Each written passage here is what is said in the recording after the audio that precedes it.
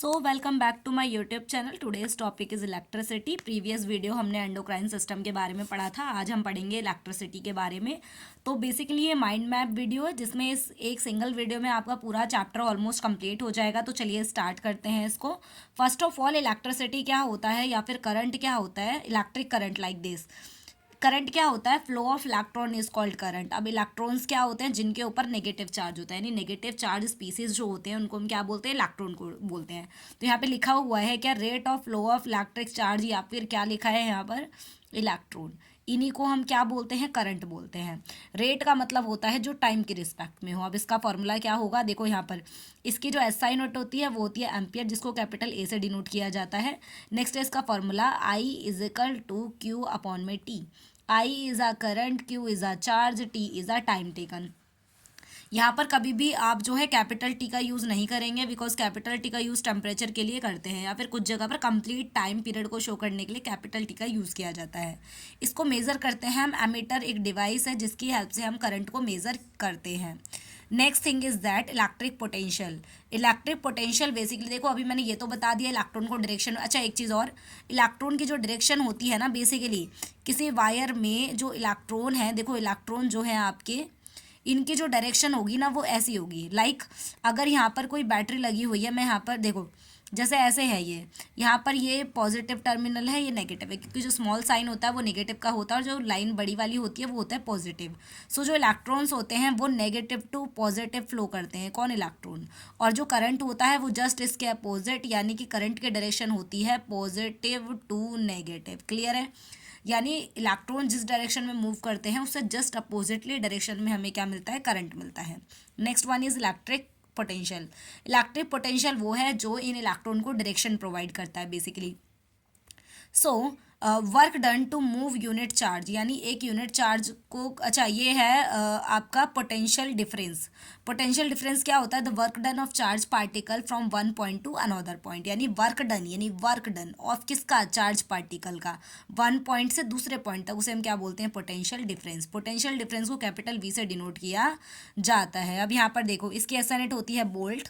Formula क्या बताया था अभी? W is equal to Q. W is a work done, Q is a time, वो चार्ज। और जो अगर इसके एसआई यूनिट की बात करें तो पोटेंशियल डिफरेंस की एसआई यूनिट होती है बोल्ट, और जो आपका वर्क डन की एसआई यूनिट होती है जूल, और चार्ज की एसआई यूनिट होती है कुलाम्ब। सो कैपिटल सी, ये इसका अगर एसआई यूनिट वाला फॉर्मूला बोलें तो ये, और ये एसआई यूनिट आपको याद होनी चाहिए क्योंकि एसआई यूनिट जरूर पूछी जाती है। अब यहाँ आ जाओ। चार्ज करंट की एसआई यूनिट होती है क्या? एम्पियर। चार्ज की एसआई यूनिट होती है कूलाम, और टाइम की एसआई यूनिट होती है सेकेंड। तो ये एम्पियर का फॉर्मूला हो जाएगा। नेक्स्ट वन, यहाँ पे इसको मेजर किया जाता है बोल्ट मीटर की हेल्प से, क्योंकि बोल्ट है इसमें तो इसलिए बोल्ट मीटर। नेक्स्ट आ जाओ। नेक्स्ट क्या है आपका? Circuit diagram. सर्किट डायग्राम किस तरीके से बनाया जाता है? अब देखो यहाँ पर एक ये है एमीटर, एमीटर, और यहाँ पर ये है बोल्ट मीटर। तो ध्यान रखना, जो वोल्ट मीटर होता है वो तो पैरेलल में कनेक्ट होता है, और जो एमीटर है वो किस में? सीरीज में कनेक्ट होता है। बाकी पैरेलल सीरीज का कॉन्सेप्ट मैं भी बताऊंगी।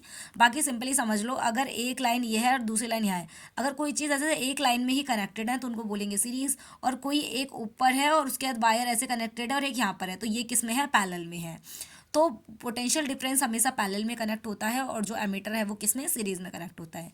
ये सेल का सिंबल है। और नंबर ऑफ सेल, यानी ऐसे पॉजिटिव नेगेटिव, ये जो है ये मिलके क्या बनाता है? बैटरी बनाता है। यहाँ पर ये स्विच का सिंबल है, ये है क्लोज स्विच, क्योंकि ये देखो कनेक्टेड है, यहाँ से इलेक्ट्रॉन इजीली फ्लो होंगे, करंट पास हो जाएगा। बट ये देखो यहाँ पे ब्रेक है, यानी कि इलेक्ट्रॉन जाएंगे तो, पर यहाँ पे आगे नहीं जा पाएंगे, करंट फ्लो नहीं होगा, सर्किट क्या है? ओपन है, यानी यहाँ पे करंट फ्लो नहीं होगा। ये है बल्ब का सिंबल। नेक्स्ट है गैल्वेनोमीटर का सिंबल कैपिटल जी। और गैल्वेनोमीटर एक ऐसा डिवाइस होता है जो कि करंट को मेजर करने के लिए यूज़ किया जाता है। अब आप बोलेंगे मैम एमीटर और गैल्वेनोमीटर में क्या डिफरेंस है? सो एमीटर और galvanometer both are use to measuring current, but जो गैल्वेनोमीटर है वो नैनो करंट को भी मेजर कर सकता है। इसके बाद नेक्स्ट है क्या? पावर। हाउस होल्ड में अभी बताऊंगी, उससे पहले पावर बता देती हूँ। पावर क्या होता है? Energy, electric energy per unit time, यानी जितनी इलेक्ट्रिक एनर्जी कंज्यूम की जाती है किसी भी डिवाइस के थ्रू एक टाइम के अंदर, तो उसे हम क्या बोलते हैं? Electric energy, sorry electric power. Electric energy per unit time, इसकी एसआई यूनिट क्या होती है? वॉट होती है। फॉर्मूला क्या होता है? P is equal to V I. इससे और नए फॉर्मूले बनते हैं, जैसे कि क्या? एक ओम्स लॉ है, उस ओम्स लॉ पहले मैं बता देती हूँ, उसके बाद यहाँ आती हूँ जरा। ये रहा, ये है ओम्स लॉ। क्या कहता है ओम्स लॉ? ओम्स लॉ कहता है कि जो पोटेंशियल डिफरेंस है वो डायरेक्टली प्रोपोर्शनल होता है किसके? करंट के। और जब प्रोपोर्शनल को हटाते हैं तो आपको पता होगा प्रोपोर्शनल हटता है तो कोई ना कोई क्या आता है? कांस्टेंट। सो यहाँ पे कांस्टेंट आता है क्या? आर। तो यहाँ पे आर जो है क्या है? आर यहाँ पर क्या है? रेजिस्टेंस है। अब रेजिस्टेंस क्या होता है? जो करंट का क्या करता है? अपोज करता है, यानी करंट को आगे नहीं जाने देता। यानी ओम्स लॉ का जो फॉर्मूला रहेगा वो क्या रहेगा? V is equal to I R. तो यहाँ पे V जो है पोटेंशियल डिफरेंस है, I जो है करंट है, और R क्या है? रेजिस्टेंस है। अब यहाँ पर जो मैंने बोला था, देखो according to Ohm's law V is equal to क्या होता है? आई आर होता है।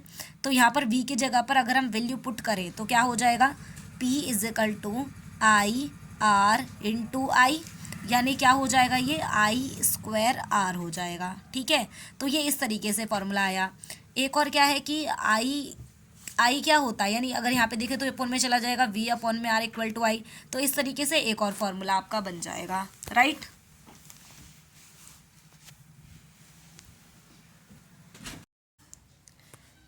नेक्स्ट अगर हम बात करें कमर्शियल यूनिट की, तो कमर्शियल यूनिट जो है किलोवाट आवर होती है, जो कि क्या है? 3.6 इंटू 10⁶ जूल। आफ्टर दैट, इस कॉन्सेप्ट के बाद नेक्स्ट हम बात करते हैं रेजिस्टेंस। रेजिस्टेंस का जो फॉर्मूला होता है वो होता है सिंबल है कैपिटल आर, और बेसिकली ये जो है इसकी जो यूनिट होती है वो होती है ओम।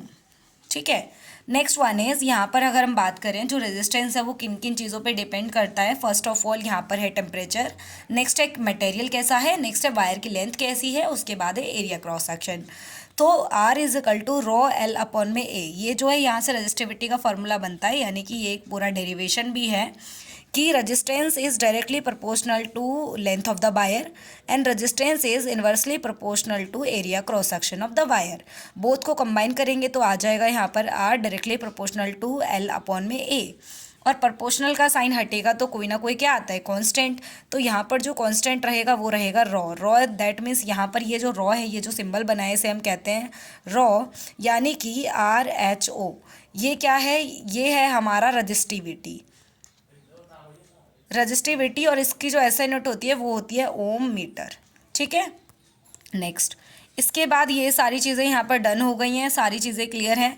नेक्स्ट ये है रेजिस्टेंस इन सीरीज, जिस टाइम पे जो सारी रेजिस्टेंस, ये रेजिस्टेंस का सिंबल होता है इस तरीके से, और ये जो है सारे सीरीज़ में एक ही लाइन में कनेक्टेड है, और ये इनका फॉर्मूला है R1 R2 R3। जिसे यहाँ पर जो छोटा एस दिखाया गया है ये सीरीज़ को रिप्रेजेंट कर रहा है। आफ्टर दैट नेक्स्ट जब कोई रेजिस्टेंस से 1 बाई 1 नीचे के साइड में होते हैं तो ये होता है पैरेलल का कॉम्बिनेशन, और इसका जो फॉर्मूला रहेगा वो इस टाइप से रहेगा 1 अपॉन में R1 प्लस 1 अपॉन में R2 प्लस 1 अपॉन में R3, और ये जो P है वो रिप्रेजेंट कर रहा है पैरेलल को। ठीक है, इसी के साथ ही यहाँ पर कुछ और है। हीटिंग इफेक्ट क्या होता है कि आपने देखा होगा घरों में जब इलेक्ट्रिसिटी जनरेट होती है, इलेक्ट्रिसिटी प्रोड्यूस होती है, तो उस टाइम पे क्या होता है? हीट भी प्रोड्यूस होती है जब घरों में किसी इंस्ट्रूमेंट में इलेक्ट्रिसिटी पास आउट होती है। तो इसे ही कहते हैं हीटिंग इफेक्ट, यानी करंट जब किसी वायर में से फ्लो करता है तो हीट को प्रोड्यूस करता है। और यहाँ पर इसका वर्क क्या है? इलेक्ट्रिक हीटर को जलाना, फ्यूज़ में और बल्ब में यहाँ पर यूज़ किया जाता है। आफ्टर दैट नेक्स्ट है यहाँ पर house hold circuit. House hold के अंदर किस तरीके से इलेक्ट्रिसिटी का यूज़ करते हैं? बेसिकली सीरीज़ में होता है, पैरेलल में होता है, और यहाँ पर क्या है कि एक होता है AC यानी अल्टरनेटिंग करंट, और एक होता है आपका डायरेक्ट करंट। ठीक है, अल्टरनेटिंग करंट में फ्लक्चुएशन होते हैं, डायरेक्ट करंट में फ्लक्चुएशन नहीं होते हैं। डायरेक्ट करंट ज़्यादा डेंजरस होता है comparison to alternating current. Next अगर हम बात करें जो बल्ब वगैरह, यानी जो बल्ब फैन, उनके जो स्विच होते हैं वो 5 एम्पियर के होते हैं, और उससे ज़्यादा वाले जो यानी 3 वोल्ट वाले जो प्लग्स होते हैं वहाँ पर बेसिकली सप्लाई होती है कितनी? अराउंड 15 to 20 एम्पियर वाले स्विच का यूज़ किया जाता है। ठीक है, और जो रेड कलर की वायर होती है वो लाइव वायर के लिए यूज़ करते हैं, और जो ब्लैक है या फिर वाइट है वो न्यूट्रल वायर के लिए यूज़ किए जाते हैं। रेड और आज के टाइम पे येलो भी किया जाता है। लास्ट वन यहाँ पर है ग्रीन वायर का हम यूज़ करते हैं अर्थिंग के लिए। और इसी के साथ ही इस वीडियो के काफ़ी सारे कॉन्सेप्ट जो है कंप्लीट हो चुके हैं, और नेक्स्ट वीडियो किस टॉपिक पर होना चाहिए उस टॉपिक को आप कमेंट कर सकते हैं कमेंट सेक्शन में। सो मिलते हैं नेक्स्ट वीडियो में। Thank you so much watching this video.